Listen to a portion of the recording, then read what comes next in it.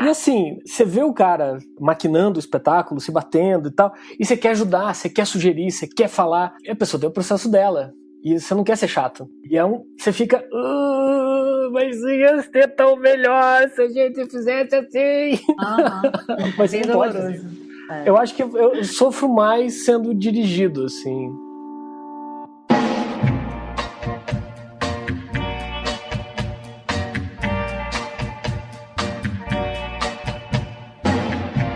Olá, eu sou Maíra Lur e você está ouvindo Por Trás da Cena, o podcast da Flutua Produções sobre processos criativos no teatro. Se você está acompanhando a gente, você sabe que esse é o nosso 4º episódio. E hoje a gente vai falar sobre direção teatral. E para isso, eu convido ela, Quitéria Kelly, atriz e diretora, e ele, Diego Fortes, ator, dramaturgo e diretor, para a gente conversar um pouquinho. Bora lá? Quitéria Kelly é diretora e atriz formada em Educação Artística com licenciatura em Artes Cênicas pela Universidade Federal do Rio Grande do Norte. Fundou e integra o Grupo Carmim, angariou diversos prêmios nos últimos anos, dentre eles o Prêmio Sesgran Rio, Prêmio Botequim Cultural e Prêmio Questão de Crítica pelo espetáculo A Invenção do Nordeste, do qual assina a direção. Em 2018, participou da supersérie da TV Globo Onde Nascem os Fortes, com direção de Luiz Villamarim. Participou ainda de diversos curtas e longas metragens e integrou inúmeras montagens teatrais. Oi, Quitéria. Olá. Seja bem-vinda. Obrigada. Vamos lá. Diego Fortes é formado em Comunicação Social pela Universidade Positivo e como ator pela Universidade Federal do Paraná. Começou sua carreira profissional como assistente de direção de Marcelo Marchioro na Usina das Artes e desde 2001 mantém o trabalho de pesquisa continuada da Armadilha CIA de Teatro. Tradutor, dramaturgo e roteirista, nos últimos anos dirigiu as peças O Grande Sucesso e Molière. Em 2017, recebeu o Prêmio Shell São Paulo de melhor autor por O Grande Sucesso. Oi, Diego. Oi, Maíra. Feliz de ter você aqui. Feliz também. Muito bom ver você. Aqui a gente, assim, um pouquinho, uma coisinha meio curitibana. Desculpa, é uma coisa um pouco doméstica. A gente não vai ficar aqui só no nosso bairro de jeito nenhum. Então, hoje a gente está aqui nessas janelinhas do Zoom para conversar um pouco sobre direção, para falar um pouco sobre os contornos dessa função, assim, como ela se molda a diferentes processos, como em processos mais colaborativos e de companhia ela tem um tom, e como ela pode ter outros lugares em outros tipos de produções. Para começar, eu queria que a gente falasse um pouco sobre a trajetória de vocês nesses tipos de direção, nessa variação que a direção pode ter na nossa vida. Então, a Invenção do Nordeste é a minha primeira direção dentro do grupo, e isso é muito curioso, porque eu criei o grupo, né, junto com outra atriz, mas o grupo já tem 14 anos, e apenas, acho que 3 anos atrás, é que eu decidi que eu estava preparada para dirigir um espetáculo. Eu não me sentia segura, eu não me sentia... Não sei, talvez isso venha um pouco da minha formação de atriz, de ter sido sempre dirigida por principalmente diretores homens, seguindo um modelo de direção muito diferente do que eu pratico hoje. Isso talvez tenha enfraquecido a minha autoestima para que eu pensasse que eu não era capaz de dirigir. Eu já tinha feito direção em Natal, eu sou de Natal, né, Rio Grande do Norte, mas em processos muito, como é que eu posso dizer, não dedicado à direção como foi a Invenção do Nordeste. Eu dirigi um grupo de circo em Natal, era muito mais voltado para palhaçaria, eles já tinham as esquetes, eu teria que apenas fazer algumas junções, né, uma colagem cênica das esquetes que eles já tinham criado. Então, não foi um processo como foi vivido no Carmim, né? Para mim foi um processo muito doloroso, principalmente porque eu quis reproduzir os modelos de direção e de diretores que eu conhecia, e não funcionava. Não funcionava porque é isso.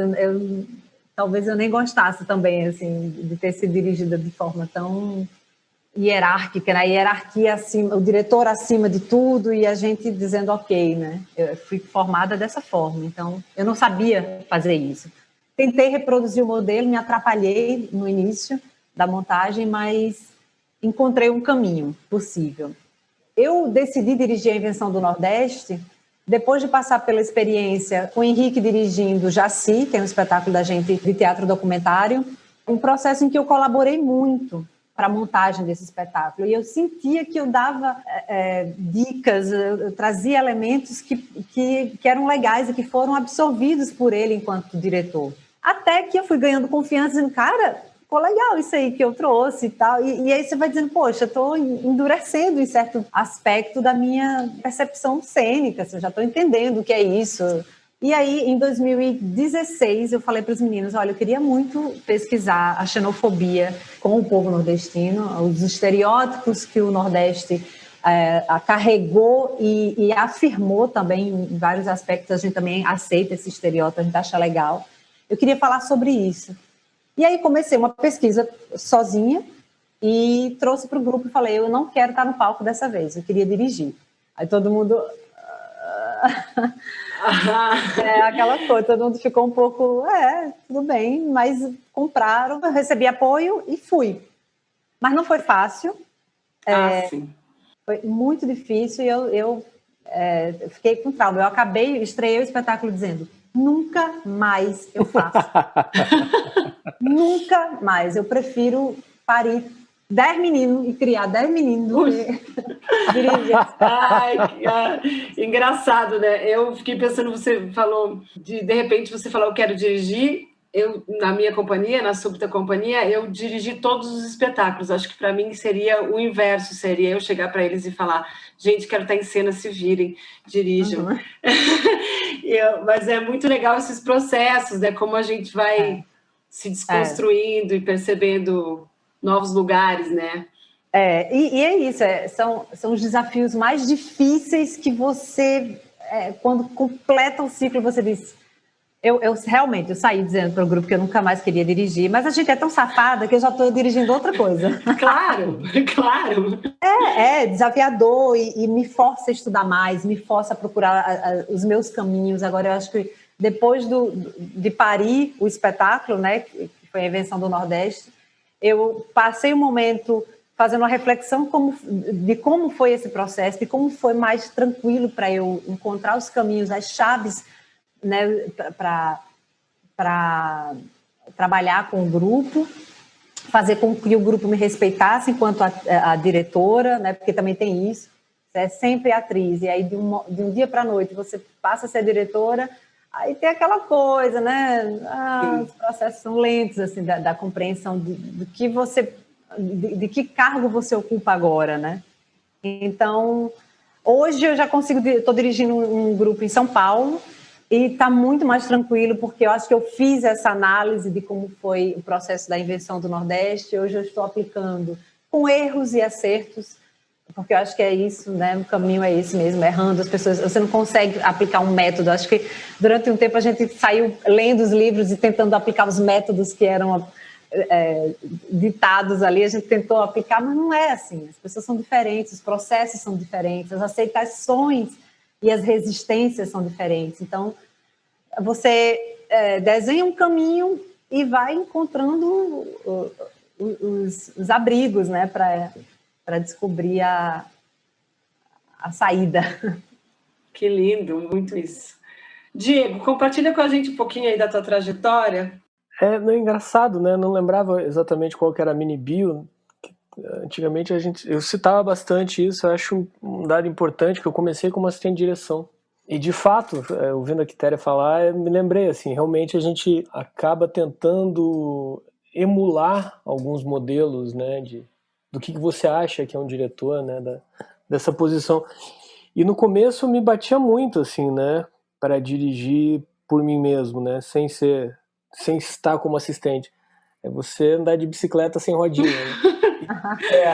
Vai, agora você, vai, dirige aí. E no começo foi muito difícil, porque o Marcelo é uma pessoa, já morreu, ele era uma pessoa muito, muito diferente de mim, em vários aspectos. Mas ele sempre foi diretor. E ele era uma figura que ele emanava muita autoridade. Autoridade essa que eu não sei até hoje se eu tenho. Mas a gente começou, né, como 2001, Armadilha, e aí eu revezava, a gente começou pensando que ia revezar eu e a Ana Lilian Soares. Nossa, eu invocando os mortos hoje. E ela dirigiu... Pois é, né? E ela... 20 anos de Armadilha, hein, Diego? 20 anos, você veja. Uau! Quando meu cabelo não era tão branco, as pessoas se assustavam mais. Hoje em dia, elas... Já deu, tá com a carinha. Parece mesmo. Só falta colocar o óculos aqui, assim, na ponta do nariz e falar assim, ó. Olha, o meu processo criativo... Dá para complementar. Isso é o que a direção faz com você. Ó. Por isso que eu não quero mais. Quer nada. Nossa! Mas, assim, eu gosto muito de dirigir, apesar de concordar que é um pouco dolorido.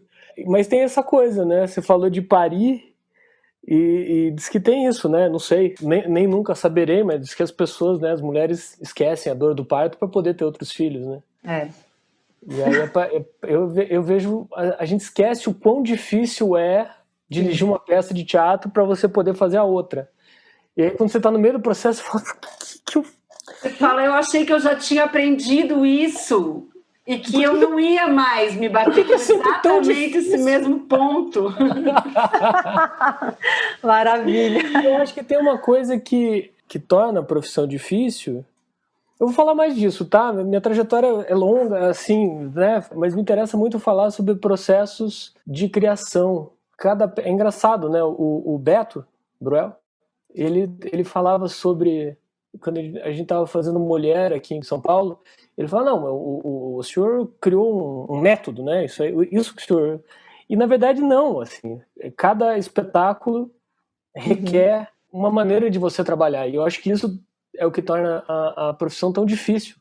Ou eu também, né, sei lá, um dia acho um método, né? Sei lá, fico imaginando, por exemplo, um cara como Bob Wilson, ele deve ter um protocolo. Para ele deve ser um pouco mais simples. Mas para a gente que trabalha com Armadilha, realmente, né, o processo de pesquisa, ele sempre foi contínuo e ele é verdadeiro. A gente não faz determinado tipo de peça. A gente já trabalhou com textos próprios, textos inéditos, remontagens, mas tem me interessado muito esse processo de criação, hoje em dia, né? Não que seja melhor ou pior, mas tem me interessado mais esse processo de colaboração mesmo, que nem sempre dá certo, porque nem sempre você tem pessoas que entendam, ou gostem, ou aceitem esse tipo de trabalho também, sabe? Eu acho também que tem isso, você está corretíssimo, eu acho que tem a necessidade também dos atores de ter essa voz de comando, né?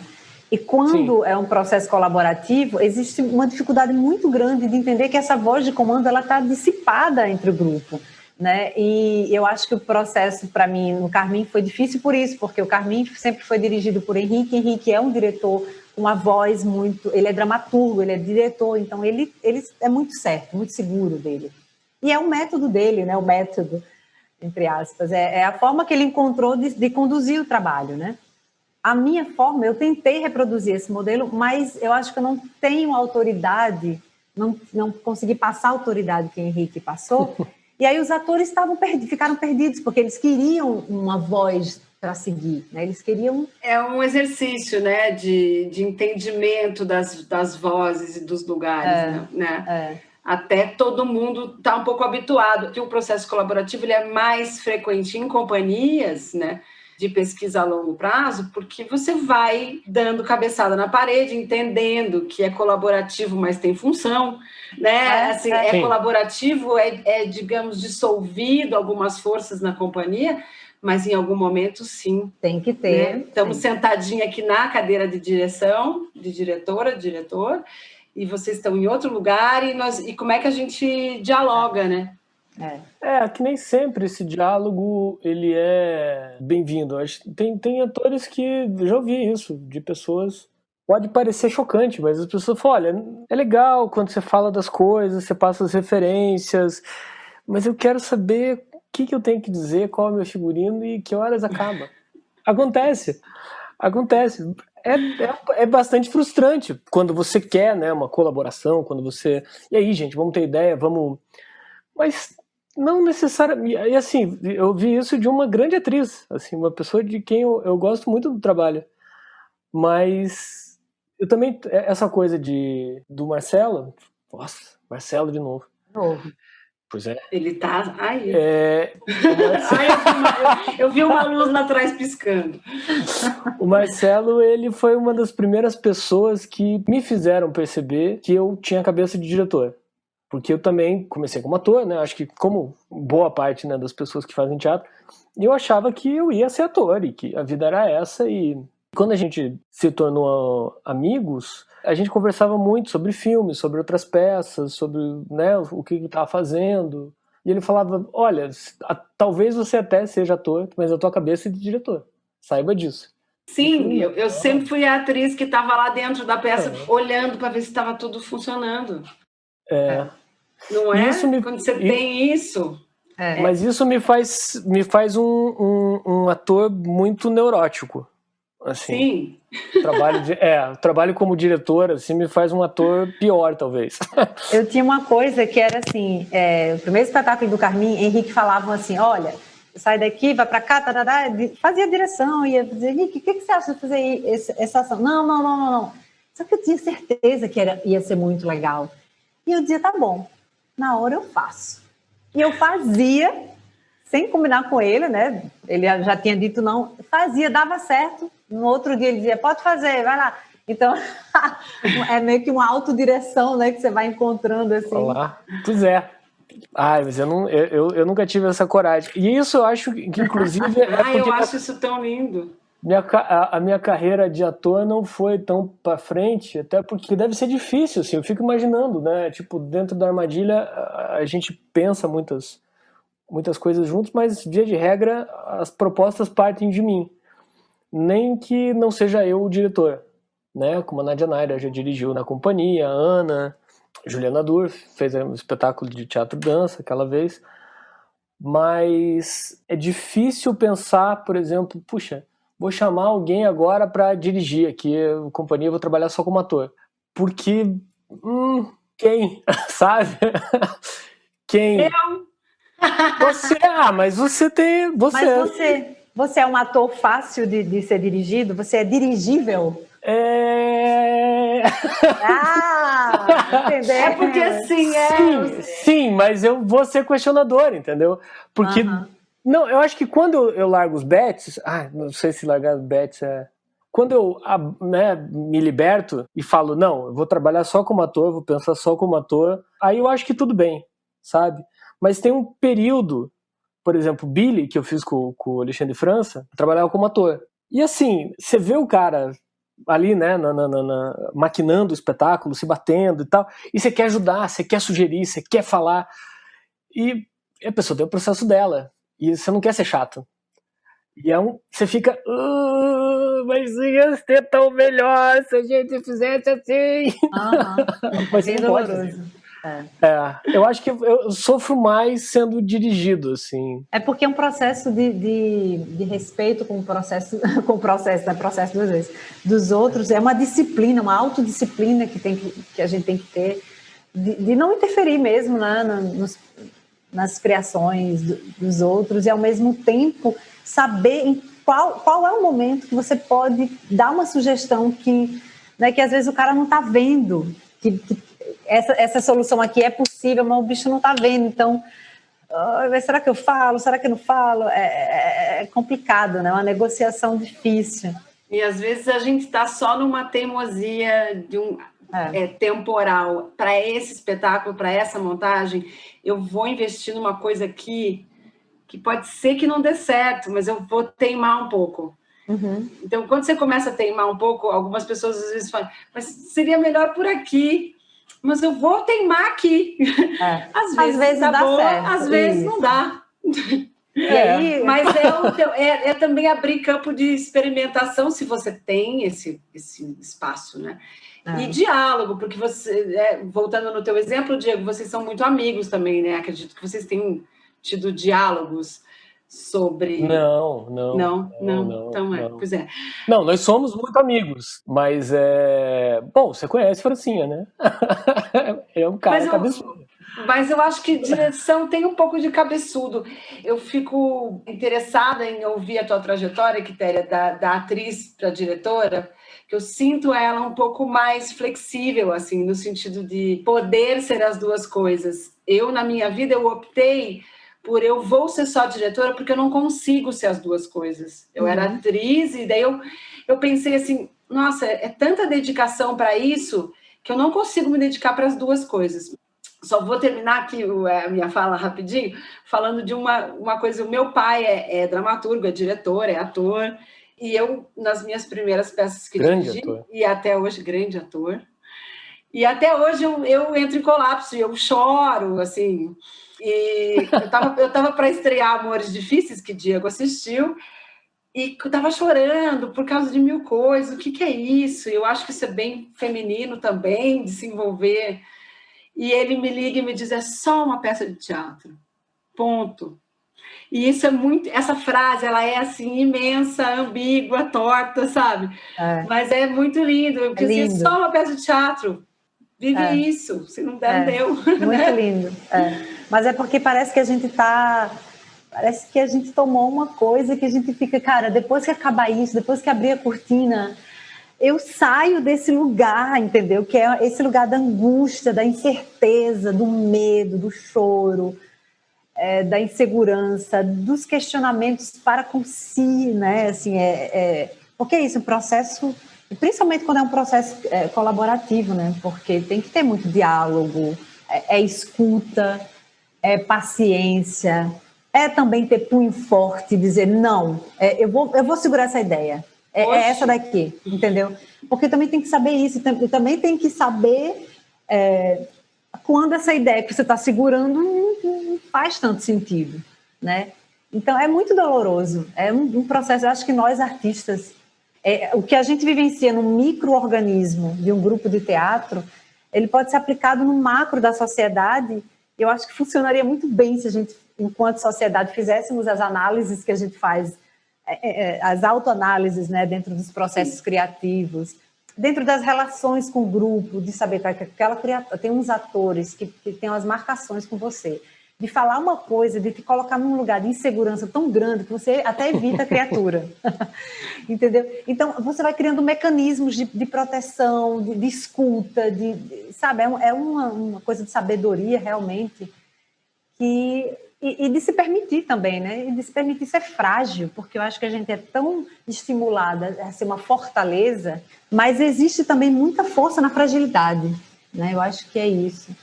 Eu não, eu blefo o tempo todo. E aí, o que você acha? Não sei, às vezes não tenho a menor ideia. Eu blefo, falo, não, amanhã a gente vai ver isso. Não me permito. Eu acho que você está dentro dessa formação mesmo, mais masculina, vamos dizer assim. Que nós, como mulheres, às vezes a gente tenta viver ela, assim, e ela... Não, e é muito doido, porque ouvindo a Quitéria falando, e você também, né? Falar, não, pois me desespero, choro, não sei o quê. E eu lembro que quando eu estava aqui em São Paulo dirigindo Mulher, eu nunca, assim, óbvio, né, era um estresse muito grande, uma responsabilidade muito grande, uma equipe gigantesca, muita coisa, uma expectativa muito grande das pessoas. E era a peça mais longa que eu já dirigi, eram 4 atos, era muito longa. Nossa. E música ao vivo, putz, era um monstro, assim, era uma locomotiva de uma peça. E aí, eu super bem, assim, as pessoas, nossa, mas você tá tão calmo, tão... E eu lembro que foi assim, já no primeiro mês, na segunda semana de ensaio, eu comecei a desenvolver uma alergia no olho muito grande e muita tosse. Muita tosse, e eu fui pro hospital e eu tomei antialérgico. Eu fui umas 3 vezes pro hospital durante o processo do Mulher. E daí a gente não, deve ser do hotel, é o produto de limpeza sim. do lençol. Aí eu comecei a trazer de Curitiba, lençol de casa. Lençol, toalha, e puto, o troço não passava e tal, não sei o quê. Beleza. A coisa foi, a peça estreou, voltei para minha casa e eu fui dirigir outra peça em Curitiba. A segunda semana de ensaio começou a alergia. Eu falei, porra! Tem que sair por algum lugar. Tem que sair por algum lugar. É isso, é o corpo vivendo as coisas. Ele vai responder. É verdade. Não adianta botar a culpa no mofo do teatro, porque todo teatro tem mofo. Eu acho que tem uma coisa que é assim... É sentimento, né? Muito sentimento. Uhum. E a arte é a política dos sentimentos, né? Também. Então, isso que a Maíra falou das mulheres, acho que tem um pouco desse lugar também que é muito novo em termos de história, né? Da mulher ocupar lugares de liderança. Eu estou lendo um livro sobre dramaturgas, né? Que fala isso, que é muito recente, embora não recente de agora, mas dentro de uma história mundial do teatro, é muito recente a mulher assumir esse lugar de liderança. Então, eu acho que dentro da gente ainda tem esse lugar muito da insegurança, do medo de estar fazendo algo errado. Eu acho que o homem tem muito essa coisa do embate, da guerrilha quase, né? Assim, de vou para o combate, eu vou e estou aqui, estou seguro, estou estourando o olho, estou tossindo, mas estou aqui. E a gente desmancha de um choro, sabe?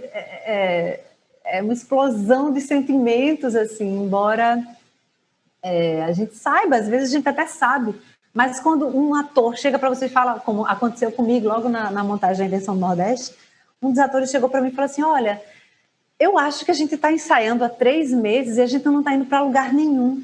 Eu estou sentindo que você não sabe o final dessa peça. E, de fato, eu não sabia, porque a gente constrói a dramaturgia da gente no processo, né? E a gente não sabia para onde estava indo a peça. E eu fiquei, meu Deus, Aí eu fui pro hotel, arrasada, chorava, assim, convulsivamente. Eu fiquei igual uma cracuda, assim, eu não comia. Esse meu osso aqui ficou assim, ó, uma caveira. E aí eu fui ler um livro, um livro que eu até peguei aqui, porque eu acho que é o livro de autoajuda para diretores. Nesse livro tinha dizendo lá, não preciso saber. Esse lugar de não saber qual é o próximo passo é ótimo, faz parte do processo e está tudo ok, está tudo normal, é isso mesmo, é bom não saber também. E está tudo ok. Existe uma construção de que lugar é esse do ponto de vista da mulher, do feminino, que lugar é esse da autoridade, que lugar é esse da liderança, já que vamos liderar, que ainda está se desenvolvendo, se criando para a gente, assim. Então, é isso, tá tudo bem. Tá tudo certo, E eu acho que a gente está descobrindo caminhos legais. Eu vejo diretoras maravilhosas, com processos muito suaves, processos muito tranquilos, sabe? E a gente também tem diretoras incríveis que adotaram mesmo esse modelo mais severo da diretora como figura central e que fala e todo mundo obedece, todo mundo também, eita, chegou, vai, salão dança. Lá vem ela. E eu acho que é a comunidade mesmo, assim, sabe? O povoamento dessas figuras que vão surgindo aí, que isso é que é interessante, né? Processos diferentes. Tem me interessado muito. Estou com uma pesquisa aí para iniciar sobre as mulheres diretoras. Mas me interessa muito o procedimento, assim. Eu queria ser uma mosquinha e estar em todas as salas de ensaio. Assim, como que vocês estão fazendo a coisa acontecer? Como que o Diego está começando um processo?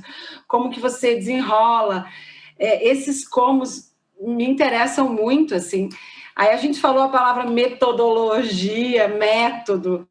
Talvez não exista um método propriamente dito, mas existe um caminho que talvez a gente vá com algumas ferramentas ali que a gente vai usando.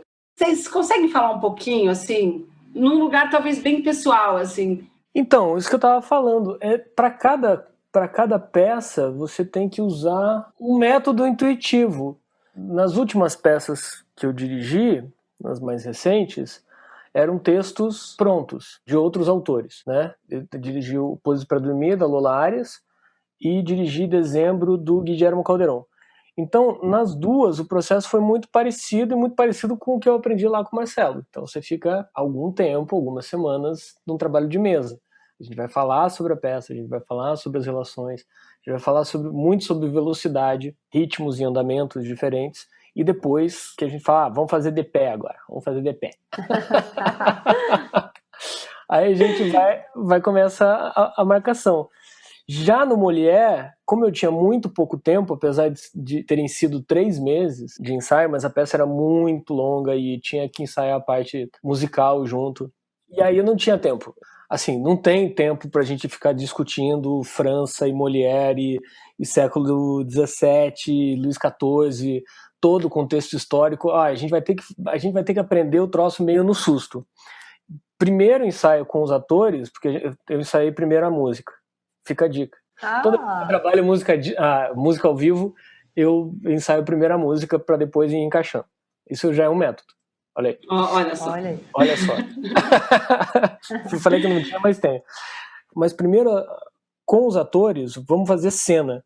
De pé, direto, vamos tentar. Você aqui no meio, vamos lá, e agora vamos ver como é que a coisa se dá. E, assim, não teve tempo para fazer leitura de texto. Saibam o texto de vocês, direto para marcação. Direto para marcação. Foi a coisa mais doida que eu fiz. Não sabia se ia dar certo, mas, assim, intuía que ia dar certo, né? Tinha um elenco que, pelo amor de Deus, né? Se errar uma peça com aquele elenco é realmente... É porque não deu tempo. Nossa, eu não faço leitura sentada nunca. Eu não trabalho com o texto pronto quase nunca, né? Bom. Mas eu, assim, tá sempre meio de pé. Tá sempre meio fazendo as coisas já.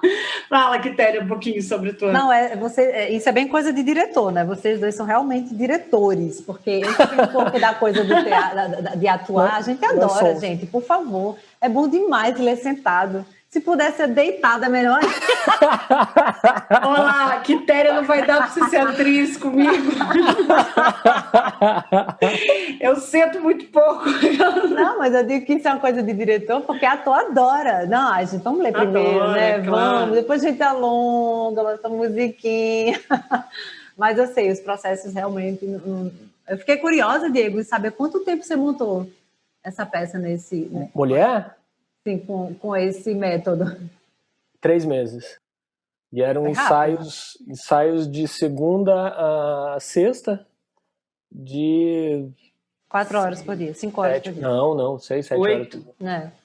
É. Eu penso assim, não existe método para criar filho, né? Maíra, você que é mãe também. Eu não sei se o Diego é pai. Não. Mas não existe método para criar filho. Você vai, né, no diálogo, tem 2, então às vezes rola um maior cacete aqui, e aí tem que gerir isso, e bota uma para estudar ali, outra para estudar cá, e os brinquedos e tal, e eu acho que tem um pouco disso também, eu levo um pouco disso para os meus processos, de chegar a entender as figuras, né? Tem os mais mimados, tem os mais preguiçosos, tem os que querem falar o tempo todo, tem ideia sempre, está quase assumindo a direção, que são os que viram diretores depois, né, no futuro. Ou não, também. Também. Ou não. Tem gente que quer dar palpite de fora, sem responsabilidade. Quer dar palpite num dia antes da estreia. Que se a gente, nada. Nós vamos estrear amanhã. Acabou o palpite agora. Para de ter ideia! Isso é um perigo, né, gente? Mas... eu vou sentindo muito isso, assim, e dialogando com isso, falando aquela ali, bem coisa de sentir mesmo o faro, sabe? Dizer, aquilo ali eu não posso dar muito vacilo, porque senão, né, vai... E aí descobrindo. Mas nos jogos, eu gosto muito de fazer jogos meio que focados no que eu quero da cena. Então, se eu tenho uma cena que agora eu estou fazendo dirigindo um espetáculo de um grupo aí de São Paulo, Diego, chamado Estopô, Coletivo Estopô Balaio. E a gente brinca com um pouco da coisa documental e com telas, né, celulares. E aí eu queria uma cena em que as 2 atrizes falassem o texto para o celular, que dialogando com o celular, mas que tivesse uma movimentação corporal coordenada, coreografada, quase. Então, antes disso, eu fiz um jogo com elas, em que elas tinham que falar um texto e fazer movimentos coreografados. Aí depois fui adicionando coisas, vou adicionando, a coisa vai ficando, o nível de dificuldade vai aumentando, ao ponto que quando chega em um determinado momento, eu digo, ok, agora pega o celular, pega teu texto e vamos fazer essa coreografia aqui. Então, elas já absorveram a dificuldade da cena e o processo é bem mais lento. Eu tenho conseguido fazer isso nesse espetáculo e está sendo bem legal. O trabalho de pensar num jogo é mais difícil em casa, assim, o que é que eu posso trazer como jogo para essas criaturas me darem esse resultado? É mais trabalhoso para mim, mas é bem mais rápido para o processo do ator. Sim, eu também tenho alguns mecanismos, eu trabalho bastante com composição, que é mais ou menos isso, criar um jogo, criar uma lista de tarefas, criar a partir das imagens que me vêm, ou que a gente compartilha, como chegar nessas imagens, então eu preparo composições para que eles executem, assim. Mas é isso, você tem aquilo como, assim, isso, vou jogar isso aqui, não sei se vai voltar, né? Essa tua comparação com a criação dos filhos foi ótima. Você sabe que você tem que dar banho, mas às vezes não é só isso, né? Não adianta só o método de lavar, tem mais coisa envolvida. E às vezes, quando eu chego em casa, e eu trago uma coisa do grupo para casa, para a família também, né? Aí começa a brigar, não sei o quê, uma quer assistir uma série, outra quer assistir, vem cá, vamos fazer aqui uma reunião. Quase uma reunião de grupo teatral. Por que você está fazendo isso com sua irmã? E aí bota para dialogar, sabe, vai impregnando um processo com o outro, a maternidade com a coisa dos filhos do teatro, os filhos da casa. Ela já está me olhando ali, a mais velha. E eu tô aqui super me identificando com você. Mas eu acho que no fundo, é um processo muito... É família também, né? Lá para o terceiro mês, você já está entendendo as manhas de cada um, os vícios de cada um. Aí você já chega armado, aí você já chega, né, momento também de dar carinho, momento de escutar, momento de puxar a orelha mesmo, dizer, olha, não vem, hoje não estou nem afim, tá? Vamos, nem vem. Nem vem. E é isso. Gente, aproveitando que a gente está falando aqui um pouco de família, um pouco dessas relações que se criam, eu vou chamar um bloco em terra de WhatsApp. Ligação é prova de amor. Alô? Alô? Alô? Falei bonito. O Álvaro pediu para eu falar com deixa. Tipo, fala e pá, para eu poder botar a vinheta, Álvaro. Olha aí a atriz ainda. Ainda tenho aqui. Vou fazer um trabalho agora. Não sai nunca. Nesse episódio, a gente vai ligar para 2 pessoas. Diego vai ligar para uma pessoa, Quitéria vai ligar para outra pessoa. E a gente vai ver o que vai dar, se essas pessoas atendem. Mas a regrinha é, quando elas atenderem, a gente pergunta, você tá bem? Então, Quitéria liga antes, que o Diego, convidado dele é meio família, a gente deixa para daqui a pouco. Meio família? Não, é literalmente família. Vai ser o maior retreté essa ligação aí. Deixa eu ver, Henrique Pontes, vamos lá.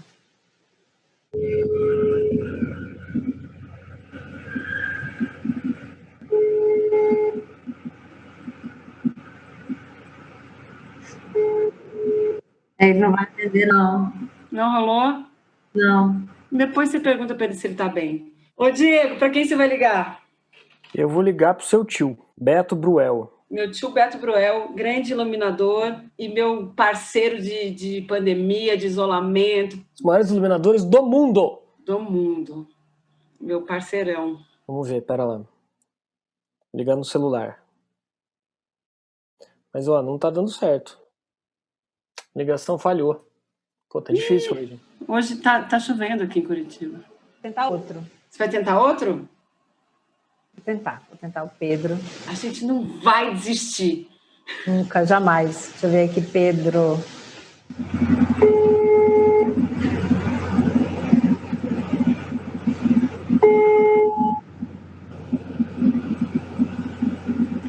Pedro. Ninguém quer falar com a gente. Me digam uma coisa. Como vocês acham que a nossa arte, como ela move o mundo hoje? Como ela move o mundo? Que estruturas, que coisas a gente está movendo, abalando, gerando com o nosso trabalho? Essa é uma pergunta que move bastante esse podcast, a gente tem feito ela sempre. Como ela bate aí no coraçãozinho de vocês? Porque eu acho que a experiência teatral, para além da experiência estética, eu acho que é a experiência de comunidade, sabe? De estar em comunidade, de estar dentro de um lugar, na rua, é o estar junto com alguém, saber que ali naquele teatro estou em comunhão com outras pessoas. Eu acho que a experiência estética une isso, né? E a gente vai precisar muito disso, né? Porque a gente tem aí mais um ano isolados, né? Provavelmente a gente não vai voltar antes de dezembro, então vamos fazer o quê? 2 anos longe do outro, né? Longe dessa experiência comunitária. Eu espero que a gente sinta falta, eu espero que a gente procure esses lugares para voltar a fazer essa comunhão. Que seja ainda mais necessário, né? Eu acho que sim. Eu tenho essa impressão, pode ser ingenuidade, pode ser otimismo mesmo, mas para falar sobre teatro mesmo, assim, sobre como linguagem, a gente estava trabalhando muito na SP, né, com teatro digital. E que o Rodolfo é coordenador e tal, né, Rodolfo Garcia Vasques dos Sátiros, e eles estavam, né, fazendo peças aí colaborativas com o mundo todo, né? Então, um troço genial que ele está fazendo. E é curioso, assim, né? Tanto na SP, como também tem uma outra escola no Mato Grosso, a MT. E eles apresentaram ideias, né? Que você fala, não, mas teatro digital é cinema, né? Teatro é audiovisual. Sim, é audiovisual. Mas é diferente. As ideias que as pessoas têm para o teatro digital, elas têm uma outra linguagem. São ideias que o pessoal do cinema não teria. São ideias teatrais. É curioso isso. É o risco, né? Eu não sei. Eu sei que tem muita gente que torce o nariz pra coisa do teatro digital. Ah, isso não me interessa, não é teatro, vamos chamar de outra coisa. Enfim, não sei nem se me interessa muito essa discussão também. Mas eu acho que se o teatro move o mundo, se ainda há relevância, além da experiência compartilhada, eu acho que é uma das artes narrativas, para além do cinema, da televisão. Ela é uma experiência narrativa muito que ela tende a estar num lugar de mais risco, como a Quitéria colocou, de experimentação, de mais, sabe, esquisitice. Eu acho que essa é uma das grandes vocações do teatro, assim, é abrir esse espaço de trabalho, né? Abrir veredas desconhecidas, né? Mas eu acho que sim, eu acho que se o teatro move o mundo, ele é essa lanterna imprevisível, esse farol imprevisível. Viajei muito? Viajou maravilhosamente bem, eu amei essa viagem. Tá bom. Eu amei essa viagem. Viajou bom. E me fez viajar também, porque aí eu fiquei pensando nisso que você está falando, Diego, que é sobre o ser humano, né? E o ser humano se interessa por outros seres humanos. É sobre experimentar coisas que a gente pode depois ver se funciona ou não na vida coletiva.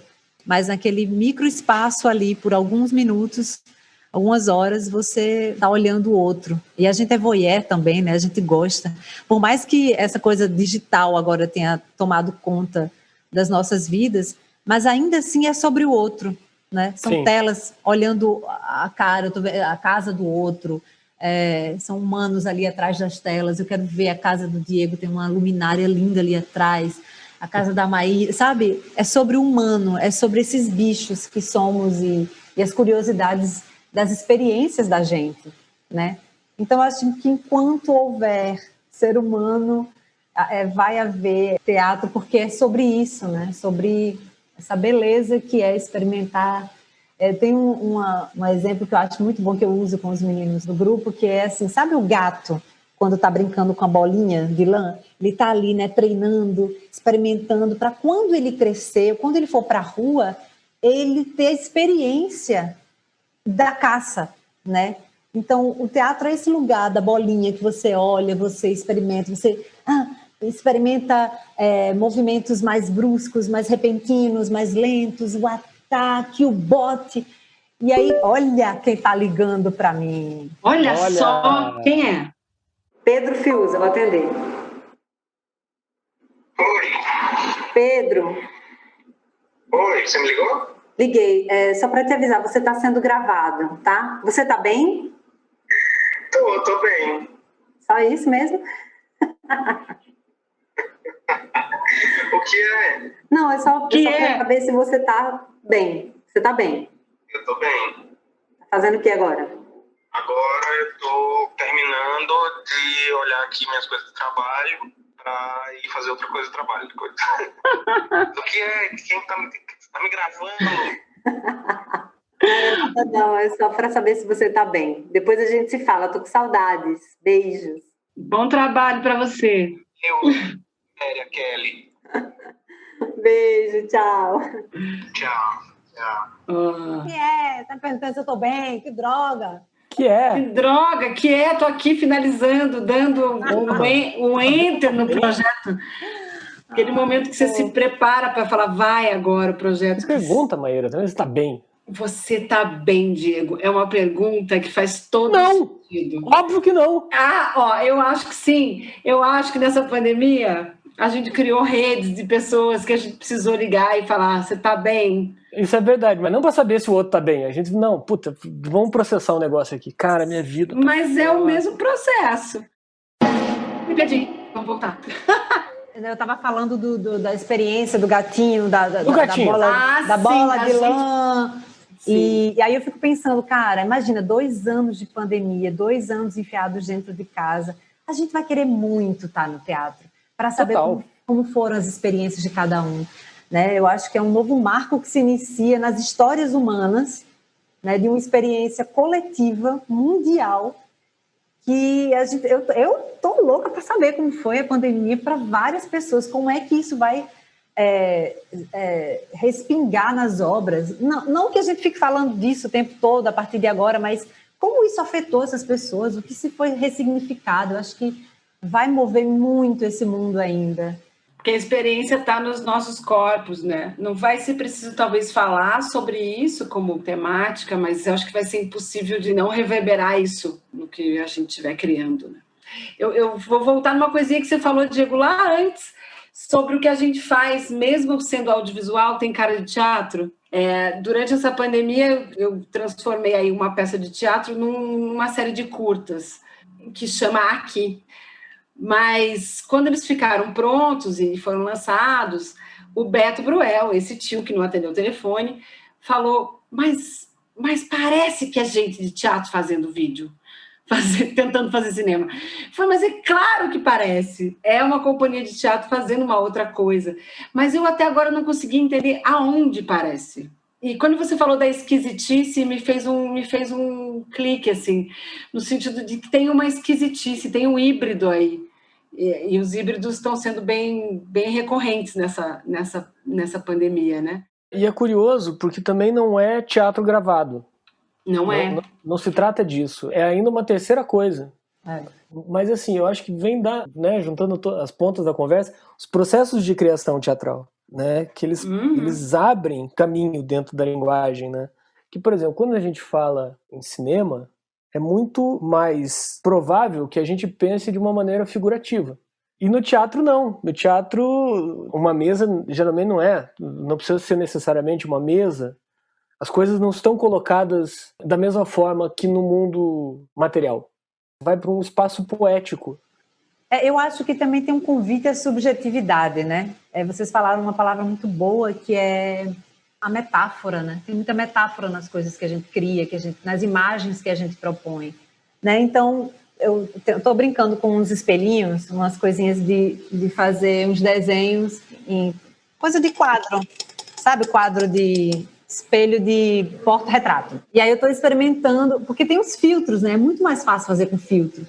Mas né? É um processo que quase que não tem humano ali dentro, parece que é um robô. E aí você pega um negócio desse, você coloca aqui, tem a sujeira dos reflexos, mas tem essa coisa que é artesanal, que foi um humano que fez, e que, de alguma forma, eu vou entender que essa criatura está fumando um cigarro ali, deixa eu ver. Para quem não está vendo, vou fazer uma audiodescrição. Quitéria está ali com uma plaquinha, que é um espelhinho... Um vidro tipo de porta-retrato. Um vidro de porta-retrato, onde está desenhado a caneta, um cigarro e com uma fumacinha. E quando ela coloca na frente do rosto dela, Faz aí de novo, que estava maravilhoso. Ela tá ali num filtro super artesanal e low-tech, mas que funciona super bem. Tá parecendo outra coisa também, mas... Tá, tudo bem. A gente... Mas é porque eu desenho mal.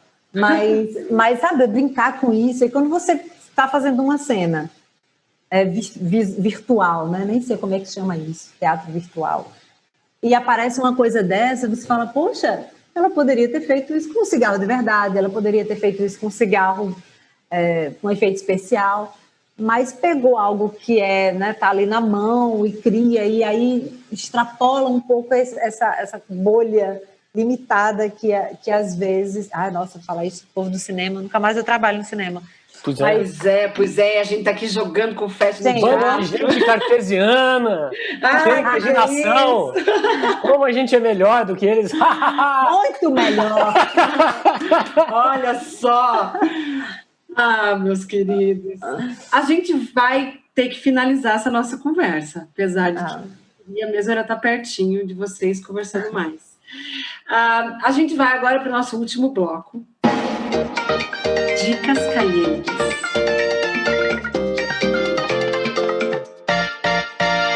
Assim, o objetivo desse último bloco é que a gente ouça essa conversa, os nossos ouvintes e nossas ouvintes ouçam essa conversa e, de repente, daqui já vão para outro lugar, para alguma coisa que a Quitéria indicou, para alguma coisa que o Diego está lendo, ou está vendo, ou está seguindo, ou está curtindo. Eu entendi errado, porque dicas calientes eu achei que era coisa... Achei que era Eu achei que era... erótica. Erótico. Eu também tenho. Né? Pode passar também. Tudo é pesquisa, amor. Tudo é campo de... Então, tem um filme, chama Promising Young Woman, que eu acho que em português eles traduziram como Bela Vingança. É um filme sobre uma mulher que ela se finge de bêbada e de vulnerável em vários lugares, assim, vários bares, com muita gente, e aí sempre tem algum homem bonzinho para ajudar ela e que inevitavelmente às vezes, né, tenta abusar dela, mas daí ela revela que tá sóbria. Essa é só a premissa, assim, do filme, ele é muito mais do que isso. Ele foi escrito e dirigido por uma mulher que também é atriz. Olha. Essa diretora, o nome me foge, mas ela tá indicada ao Globo de Ouro agora, e é um filme que tem uma direção e um roteiro impecáveis. Então, quer ver um filme legal, veja Promising Young Woman, acho que é Bela Vingança em português. Bela Vingança. Acharemos. Quitéria, trouxe suas dicas calientes? Bom, a dica de livro, eu vou dar essa dica aqui, que é A Ralé Brasileira, do Gessé Souza. Esse livro a gente leu bastante para criar o roteiro para a gente de classe, espetáculo que a gente vai revelar como surgiu a classe média no Brasil. Outra dica de livro é A Preparação do Diretor, vocês vão rir. Isso aí da Anne Bulgar. Minha mestra. É maravilhoso, gente. Alta ajuda para diretor. Autoajuda para diretor. Me salvou muito essa mulher. Foi muito bom. Ela foi uma das minhas mestras. Tá aqui na cabeceira, minha autoajuda para diretores. Tem um manifesto que eu anotei aqui, que eu acho maravilhoso. Tá super ruim seu áudio, Quitéria. Quitéria, acho que você vai ter que... Oi? Isso, acho que você tem que dar essa dica meio estática. Tá. E esse filme aí eu ouvi esse final de semana, me disseram que é bom, conta aí. É muito bom, Manifesto. É um filme de 2017, na verdade, com a Cate Blanchett. Ela faz todas as personagens. E aí ela pega manifestos de vários artistas, manifestos artísticos de vários artistas, e ela transforma em cena. E aí é um puto exercício de atuação, um puto exercício de direção. É uma loucura, é um exercício de subjetividade maravilhoso. Vejam. E eu coloquei também dois espetáculos. Um espetáculo com a Mariana Lima, que eu assisti antes de entrar na pandemia, chamado Cérebro Coração. Eu amei esse espetáculo. Eu acho que ela até fez uma versão virtual, mas quem puder assistir a versão física, teatral mesmo da coisa, assiste, porque é muito bom. Ela está formidável. E um espetáculo chamado Black Off, um espetáculo suíço. É uma atriz sul-africana que mora na Suíça. E aí ela brinca com os estereótipos da mulher negra, e é maravilhoso, cheio de cinismos, ironias, é muito bom. O espetáculo internacional, ele circula bastante aqui no Brasil, nos festivais internacionais, e ela traz uma ironia, um cinismo maravilhoso. Então, quando vier de novo para o Brasil, não deixem de ver. Black Off. Então, eu tinha notado isso aqui porque não é exatamente uma dica, porque é um autor famoso. Esse cara, o Kurt Vonnegut, também já morreu, porque eu não sei porque agora eu só falo de gente morta. E o Matadouro número 5 é um livro que ele escreve sobre a memória que ele tem da Segunda Guerra. Ele foi soldado americano, ele tem esse nome, mas é norte-americano, e ele foi prisioneiro dos alemães. E aí ele conta, o Matadouro número 5, quando eles prendiam os prisioneiros de guerra, e aí ele consegue sobreviver. E depois ele vai recontando essa história, e a coisa ela vai se subvertendo tanto, que ele conta primeiro a história do livro que ele quer escrever. E daí ele conta a experiência dele na guerra, e depois, mais tarde, ele conta que ele foi abduzido por extraterrestres, e ele conta toda a história dessa raça de extraterrestres, e que eles veem o tempo de uma outra forma. O tempo todos os eventos acontecem ao mesmo tempo, simultaneamente. Uau! Enfim, e tem outra coisa do Kurt Vonnegut, tem um vídeo dele chamado The Shape of Stories, a forma das histórias. É uma palestra que ele dá, e no final ele fala sobre a forma das histórias. É um videozinho curto, não deve dar 20 minutos. E ele faz uma análise gráfica de várias histórias, como Hamlet, como Cinderela, Kafka. Ele fala assim, como é que é, né? E o Hamlet, ele fala que a gente não sabe. Bom, eu tô dando spoiler já. Mas é maravilhoso, divertido. Vale a pena. Fiquei curiosíssima para ver ele. Não, tô bem obcecado por esse cara. Que legal, muito legal. Quitéria, queria agora finalizar a nossa conversa, agradecer muito a tua presença aqui. Me identifiquei e adorei a nossa conversa. Muito feliz, obrigada também. Estava bem ansiosa para trocar figurinhas com vocês. Obrigada. Que delícia, muito bom. Diego, um prazer conversar com você, sabendo que faz muito tempo que a gente não se vê. E a gente toda vez que a gente se vê, a gente conversa muito. A gente deveria se ver mais. Isso é ótimo. Que delícia, juntamos aqui Rio Grande do Norte, São Paulo, Curitiba, nessa conversa que eu espero que chegue a muitas pessoas interessadas no que a gente faz. Muito bom. Gente, eu queria falar uma coisa que eu estou segurando desde o início, que eu acho o Diego Fortes muito parecido com o Felipe Neto. Não só... Não só na aparência, mas a voz, meu Deus, eu tô com a impressão que eu tô falando com o Felipe Neto o tempo inteiro. Olha, Diego, ele tá ganhando muito dinheiro. Olha aí, Diego, tô perdendo vamos dinheiro ganhar no YouTube. Diego. Ele tá sentado na montanha, aquele garoto. Tá. Não, mas eu tive uma ideia muito melhor, que é fazer teatro. Gênio, né? Essa é boa, essa ideia é boa. O podcast Por Trás da Cena é uma iniciativa da Flutua Produções e é realizado com recursos do Programa de Apoio e Incentivo à Cultura, Fundação Cultural de Curitiba, da Prefeitura Municipal de Curitiba e do Ministério do Turismo, através da Lei Aldir Blanc. Agora eu vou apresentar para vocês a equipe que está por trás de tudo isso. O produtor e idealizador Gilmar Kaminski, na edição de som e nos palpites Álvaro Antônio, comunicação da plateia, comunicação e arte e projeto gráfico de Camila Villanova e Victor Uchoa. No próximo episódio, eu converso com Gênia Lemos e José Capella sobre cenografia.